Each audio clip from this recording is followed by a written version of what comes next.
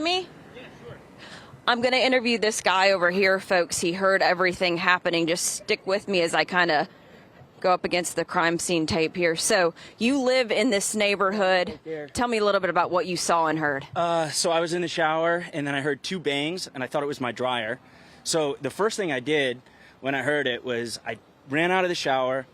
I grabbed protection because I thought it was something in the neighborhood. And then I heard my dryer, and I was like, okay, my dryer just must be banging around. And then I got a phone call with my friend who lives right down the street, and she was like, are you okay? Your street's blocked off. Then I came out, put some clothes on, and I looked outside, and I got there just in time to see them like taking him outside of the house. Do you know this person that lives right across the street from you? No. Looks like he might be a college kid or something like that, but... How bizarre is this for this community? I mean, it's usually really quiet in here. Tell me a little bit about what you're thinking, seeing just this mass, police, people everywhere. Well, we were all on edge, just like hearing about the shots coming off the road. So I've been in contact with my girlfriend when I heard about it today. She runs in this neighborhood every single day. It is safe. Like, you know, I never think about that when I leave the house. And then just looking across the street, seeing all the cops, it definitely, literally hit close to home. So, yeah, just glad everybody's all right. The person that you're describing, that you saw on the ground, you were talking about the video that you captured. There was 2 people? 2 of them that they took out of the house. One of them was wearing a beanie. One of them was, he had long hair. I can get you a video of it. Did you recognize them having lived in this neighborhood? You've never seen them before in your life? No, and I mean, that's not uncommon. There's neighbors who I don't see a ton of. Usually I'll see them around, but, you know, nothing noteworthy out of them, just people who lived in the neighborhood. Would you say you're breathing a little bit of a sigh of relief now, knowing that there are folks in custody and you can kind of go inside and carry on with your evening? Yeah, absolutely. The cops did a great job. It was pretty cool to see them out here doing their thing. Yeah, I mean, now I know that my girlfriend can go for runs and I don't have to worry about it. Or I can go walk around the neighborhood and not have to worry about somebody shooting at me. So absolutely.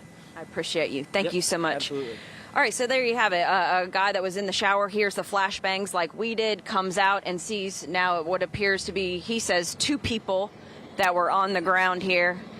We've got a school bus here, so I'm going to stop. I'm going to send things back to you here for a moment because they're going to let off a load of kids. Sure. Okay. Yeah, and Chelsea, real quick before you go, did he say that he saw 2 people arrested? Of course, we saw video of the one person who left in cuffs. Did he say he saw 2 that were detained? Yeah, I'm going to get the video from here in a minute, but he did see 2 people that they brought out of the house. So I'm going to take a look at that myself once we can get back there and get a little closer. And Keith, when you get a chance, you can come across the street. You can see a lot more from this vantage point. I can see the SWAT truck, and there are at least probably 30 cops in one driveway here. And let's remind our viewers kind of where we're at here. Trailwood Hills and Rainford. This is actually all unfolded on Kent Court in this area off of Tryon Road, and it's right near I-40. So obviously that's another connection. Is this the suspect's house? Has he been not really going that far to carry out these crimes? So many unanswered questions as to what's kind of happening and the connection to this and what we have seen unfolding in our community since Monday. As we see our first look here at SWAT, right outside of the house, essentially up into the driveway there, not long ago, 2 flashbangs ringing out in that neighborhood as a witness just said 2 people were taken from the home. Of course, we've seen the one taken away in handcuffs. And how telling is it that about where they are in the community they're in, Chelsea has to stop because they're unloading a school bus full of kids. This is an area where a man just said he can feel better about going outside because there's not going to be random bullets flying around. Exactly. Hey,